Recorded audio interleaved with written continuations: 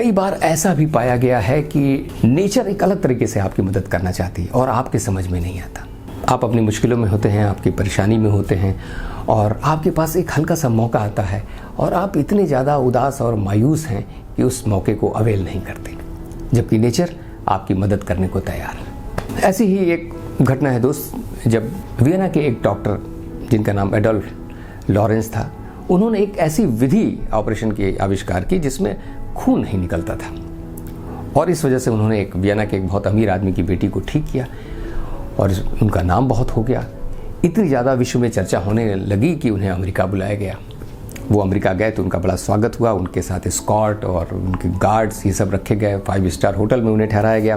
तो इस बंधन से बंधे हुए एक दिन उनको बड़ा अजीब सा लगा। उन्होंने लगा कि यार इतने सारे बंधन में मैं चीज़ों को ठीक से महसूस नहीं कर पा रहा हूँ। तो एक दिन चुपके से वो होटल से निकले और अकेले फुटपाथ पर ऐसे ही घूमने लगे। इसी बीच में बारिश होने लगी और कुछ तूफान का भी अंदेशा हो गया। अब चूंकि उन्होंने कुछ छतरी वगैरह तो ले नहीं रखी थी, ऐसा उनको पहले अंदेशा था नहीं, तो वो भीगने लगे। जब भीगने लगे तो सामने एक छोटा सा फ्लैट था, उन्होंने उसकी घंटी बजाई। तो जैसे ही मोहतरमा निकली, एडोल्फ ने कहा कि मैं एक अजनबी हूँ और भीग रहा हूँ, थोड़ी देर के लिए क्या मैं अंदर आ सकता हूँ? तो मैडम ने कहा कि हम लोग तो वैसे ही बहुत ज़्यादा परेशान हैं और हम आपकी मदद कैसे कर सकते हैं, आप कहीं और जाएं। लॉरेंस वहाँ से बाहर निकले, तब तक उनके स्कॉट के लोग, उनके जो गार्ड वगैरह थे, वो पहुँच गए और उनको आराम से लेकर गए। दूसरे दिन लॉरेंस ने अपना जो भाषण देना था वो सब दिया और उसके बाद वो वियना लौट गए। अगले दिन अखबार में ये न्यूज़ आई कि मिस्टर लॉरेंस आए थे, उन्होंने ऐसा किया और उन्होंने जो आविष्कार जो खोजा है उसके बारे में बहुत कुछ बातें उन्होंने बताई। और अब हुआ ये कि वो मोहतरमा जिन्होंने लॉरेंस को उस दिन शाम को शेल्टर नहीं दिया था, उनकी बेटी को भी वही बीमारी थी जो वियना में उस अमीर आदमी की बेटी को थी जिसको लॉरेंस ने ठीक किया था। अब इस लेडी को लगा कि अरे ये तो वही आदमी था जो मेरे दरवाजे पर आया था और मुझसे मदद मांग रहा था और मैंने उससे इनकार कर दिया। दोस्तों, इस कहानी का भी, और एक कहानी नहीं एक सच्चाई है, इसका भी एक गहरा अर्थ है।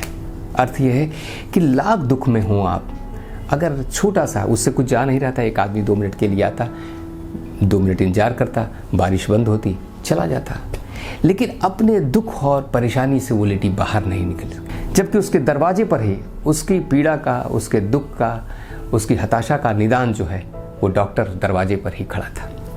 नेचर ने उसे वहाँ तक पहुँचा दिया था, लेकिन उस लेडी ने उनका स्वागत नहीं किया।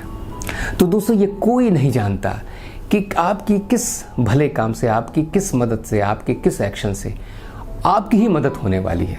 हमारे यहाँ कहावत भी है कि न जाने किस भेष में नारायण मिल जाए। नारायण मिलने का मतलब ही है कि सलूशन मिलना। तो ये जानता नहीं कोई आदमी, इसलिए जब भी कोई छोटा मोटा कैसा भी मौका मिले, हमेशा उसके लिए तैयार रहिए। दोस्तों, आपने भी देखा होगा और या जाना भी होगा कि विदेशों में जो एजुकेशन इंस्टीट्यूशंस हैं उसमें एक प्राविधान होता है। खासतौर से वे देखना चाहते हैं कि जो विद्यार्थी वहाँ आना चाहते हैं उनका बिहेवियर कैसा है। वहाँ अगर आप एनजीओ में काम किए हुए हैं तो आपको प्रेफरेंस मिलता है। एनजीओ में काम करने का मतलब ही है कि दूसरे किसी को सेवा करना, दूसरे किसी को मदद पहुंचाना, दूसरे किसी के बारे में चिंता करना। तो दोस्तों, अगर आपको किसी की भी छोटी सी भी मदद करने का मौका मिले तो उसे हाथ से जाने न दें, क्योंकि ये मदद करके आप केवल उसकी मदद नहीं कर रहे होंगे, आप अपनी भी मदद करेंगे। क्योंकि आप ऐसा करेंगे तो वो पॉजिटिव हार्मोन आप में रिलीज़ होंगे और आपके जीवन में आपकी लॉन्गेविटी और आपकी खुशी के लिए बहुत कारगर साबित होंगे।